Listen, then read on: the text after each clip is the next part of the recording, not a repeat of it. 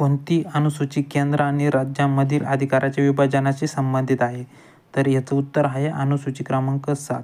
ही केंद्र आणि राज्याच्या विभाजनाशी संबंधित आहे. म्हणजे संघसूची, समवर्ती सूची आणि राज्यसूची या 3 सूच्या दिलेल्या आहेत.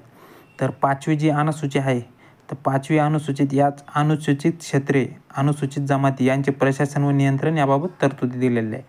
म्हणजे आसाम, त्रिपुरा, मेघालय आणि मिझोराम राज्य वगळून उर्वरित राज्यांच्या अनुसूचित क्षेत्रांनाही लागू आहे. आणि 6वी अनुसूची जी आहे, 6व्या अनुसूचित यात आसाम, मेघालय, त्रिपुरा, मिझोराम या राज्यातील आदिवासी क्षेत्रांच्या प्रशासनाबाबत तरतुदी केलेल्या आहेत. तर 7व्या अनुसूचित अधिक म्हणजे केंद्र आणि राज्यांच्या विभाजनाशी संबंधित आहे. तर 8वी अनुसूचीमध्ये म्हणजे मान्यताप्राप्त भाषांची जी संख्या आहे, आता ती 22 आहे, पहिली 15 होती. तर याच्यात 8व्या अनुसूचीत मान्यताप्राप्त भाषा आहे. आणि पहिल्या अनुसूचीमध्ये राज्यांची नावे व राज्यक्षेत्र आणि केंद्रशासित प्रदेश यांचा विस्तार केलेला आहे. दुसऱ्या अनुसूचीमध्ये वेतन, भत्ते म्हणजे वित्तलब्धी, विशेषाधिकार इत्यादींचा समावेश आहे.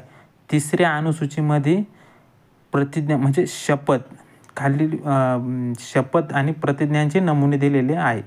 आणि 4थ्या अनुसूचित राज्य व केंद्रशासित प्रदेशांना राज्यसभेत नेमून दिलेल्या जागांची तरतूद केलेली आहे.